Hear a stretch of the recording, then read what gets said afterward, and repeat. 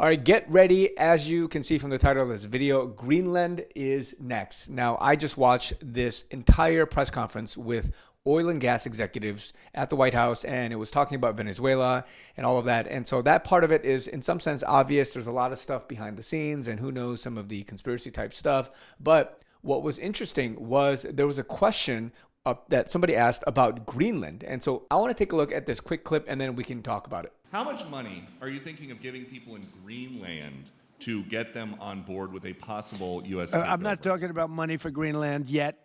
I might talk about that. But right now, we are going to do something on Greenland, whether they like it or not, because if we don't do it, Russia or China will take over Greenland. And we're not going to have Russia or China as a neighbor. Okay?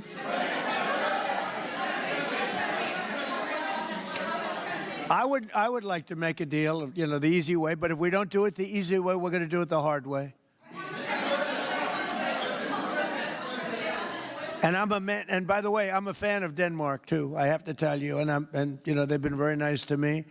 I'm a big fan, but the fact that they had a boat land there 500 years ago doesn't mean that they own the land. I'm sure we had lots of boats go there also. But we need that because if you take a look outside of Greenland right now, there are Russian destroyers, there are Chinese destroyers and bigger, there are Russian submarines all over the place. We're not going to have Russia or China occupy Greenland, and that's what they're going to do if we don't. So we're going to be doing something with Greenland, either the nice way or the more difficult way. Please, go ahead, ma'am. Mr. President, why is it so important to you to own it when you have a military presence there, which you could expand to affect the security? Because when we own it, we defend it. You don't defend leases the same way. You have to own it. And, with a nation, look at what happened with Obama, with that horrible deal they made with Iran. It was a short-term deal. It was like a 9-year deal. Countries can't make 9-year deals or even 100-year deals. Countries have to have ownership. And you defend ownership, you don't defend leases. And we'll have to defend Greenland. If we don't do it, China or Russia will. It's not going to happen. We are not going to have, and I like China, I like Russia, I love the people of China, I love the people of Russia. I get along very well with President Putin, but I'm very disappointed in him. I get along very well with President Xi. I'm going to go over to China in April, but I don't want them as a neighbor in Greenland. Not going to happen. And by the way, and NATO's got to understand that. I'm all for NATO. I saved NATO. If it weren't for me, you wouldn't have a NATO right now. But we're not going to allow Russia or China to occupy Greenland, and that's what's going to happen if we don't.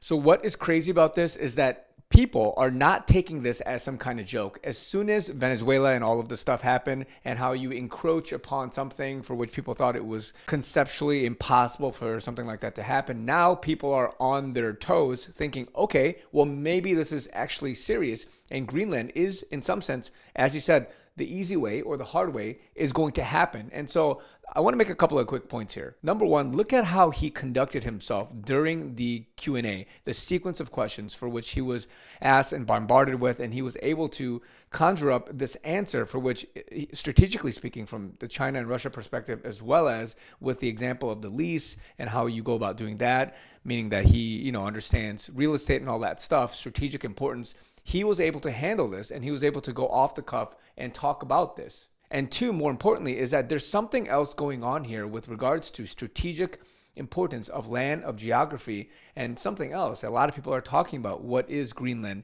in the sense of everything from the optics. And I've said this before, there are things that people understand of a piece of news, of a piece of occurrence, that from a public facing perspective, from an optics, from a world peace, world stability, as well as just the norm perspective, you got to just project that as the news. But then behind the scenes, there's something else going on, whether it's military secrets, whether it's some kind of crazy conspiracy, whether it's some other coordinated effort among nations for which it could be China, Russia as well. But who knows? All of that is there in the sense of it being within the realm of possibility. Now, under this post from Eric, there was a commenter that I liked who said that Greenland is the shield over North America. This is Dojier TX, non-negotiable. The island's position dominates Arctic missile trajectories and trade routes, making it critical for U.S. defense against Russian and Chinese encroachment. Denmark's bureaucratic claim can't secured, and European hand-wringing won't stop adversaries. Control isn't optional, it's survival. The Louisiana Purchase expanded America's frontier. Greenland secures its future. Every delay risks ceding dominance to rivals who exploit its rare earth minerals and strategic basis. Weak politicians cling to outdated alliances, but missile physics don't care about NATO sentimentality. Secure the Arctic choke point or watch Beijing and Moscow fill the vacuum. So again, from a perspective of rare earth minerals, strategic bases, choke points, this is what it would look like if you were to take over and purchase this part of Greenland. But this illustration, of course, is showing all of Canada, which also was a topic of discussion recently. But point being that this is going to be very much a piece of news, something to look forward to, given that it's not just bluff. Again, Trump in his second term, he's making deals. He's doing a lot of things. He's got Congress, he's got Senate, he's got Supreme Court. A lot of these things are happening. And there's other stuff that we don't understand in terms of making and removing the deep state and dealing with all the corruption and all of that. So let's see what happens. I just want to bring this to you guys' attention because, again, there's a lot of things on the docket for 2026 and in this short-term period, because when you ruffle some feathers, when you do big things like taking Maduro, there's other stuff where when Trump was talking, when he was saying things, he was a man of his word, and we're going to see some of that come to pass. So let's see what happens. Let me know what you guys think in the comments below, but talk to you guys very soon.